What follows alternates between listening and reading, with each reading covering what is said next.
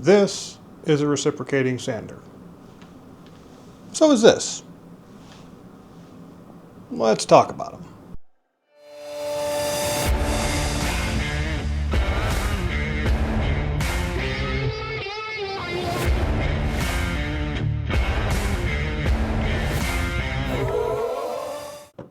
This is DSPAIAE's Elusive Shadow. That's a stupid name.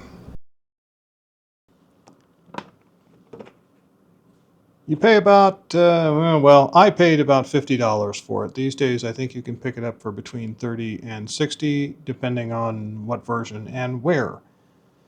It comes in this really fancy case.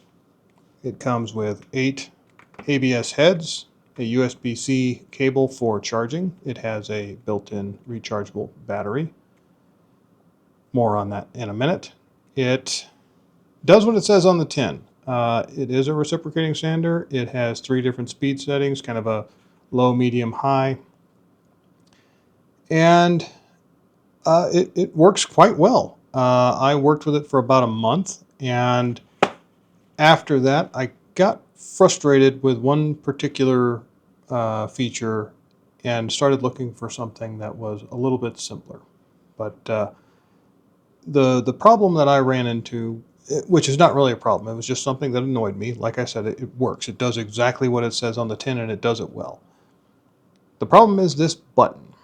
And well, there are a couple of different things. I've got 3 major gripes with it. One is this light bar, one is the rechargeable battery, and another one is this button. This button has too many jobs. It turns the device on and off. It changes the speed setting. It turns this light bar on and off, and it also changes the settings on that light bar.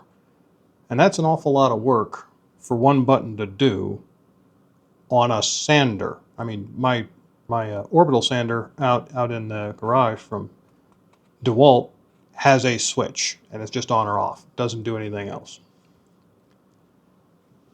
The problem I ran into with this button is when you turn it on, you click it, turn it on, and then within 5 seconds, you have to pick a speed, and that's the low, medium, high.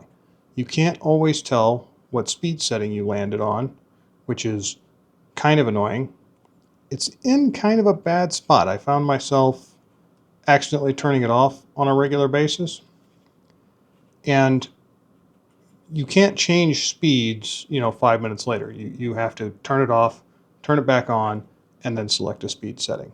And because I kept accidentally turning it off, that got really annoying. So your mileage may vary. Like I said, it's still a really good tool. I just found that a little bit annoying. The other thing about the rechargeable battery, that's kind of a feature and a bug. It's nice, but it has a slight problem, and that is you cannot operate it while it's plugged in. That means once it runs out of juice, you're not using this tool until it gets charged back up. So keep that in mind. But this light bar, the reason I don't like this light bar is because I think it's completely useless. It has 10 different settings, only 3 of which actually tell you anything about what's going on with the device.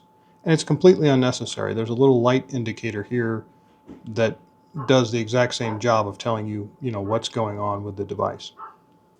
So this light bar and this case and all of the fancy shiny things about it, I think, are a contributing factor to why it costs so much. I mean, it's a sander, and it's a small sander. It really shouldn't cost that much. I mean, these heads are really nice. These different shaped heads are really, really nice, and they, like I said, they work. It does everything, but this case and the rechargeable battery and this silly light bar are all things that really pushed up the price on it, and they could have been skipped, and you could have gotten a much better product for considerably less. The one last thing I want to talk about before we move on to the next one are these little pre-cut sanding sheets that you get that come with it. And there's a bit of a design flaw here, and that is that they're all black and gray. which means you have no idea what grit of sanding paper you have on the sanding head after you put it on there. Now, DSPAIAE has recognized this problem, and they give you a stack of these stickers. Yeah. You notice I haven't used those. I also haven't really used these because I noticed that that problem. I use some of them, but I found that just cutting my own out with my own sanding paper worked better. So that's that. Now let's talk about this other one. This one, which I think actually comes from the exact same manufacturer. I think the company that makes this also makes this one, but I could be lying. I paid $16 for this, and it also comes with 8 sanding heads. Show you here on my little sanding station. I've got the 8 different 3D printed sanding heads right here, and the shapes are pretty similar to what you get with the DSPAIAE Sander. And like I said, this was $16 versus $50 is what I paid. You can get these for different prices, I'm sure. And it has a simple switch. Off, low, high. And that's kind of all it needs to do. And it does the exact same job that that does. And it doesn't give you any of the other foolishness. It's also reversible, which doesn't seem like it's that important, but it actually is when you consider the shape of the head on both of these, is that it can give you a little bit of extra reach sometimes. So that's nice. It's also battery operated, just a single AA battery. And I just put a rechargeable battery in there, and there you go. So if this thing dies, I can swap the battery out and get right back to work in just a couple of minutes. And it works. Like I said, they both work. They both work brilliantly.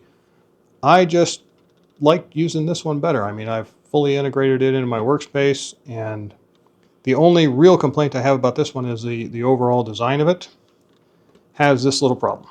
It rolls. So if your workbench is on a little bit of a tilt, this may go wandering off of your workbench. So keep that in mind. Oh, there is something else about this that I like. The shape of this head is actually really, really simple. And that means after about an hour on Tinkercad, I was able to make my own. So I can replace these with my own custom shaped sanding heads as I want, or like with this one, when I incorporate this little guy, I can use this as a reciprocating saw. I can put a little razor saw on there.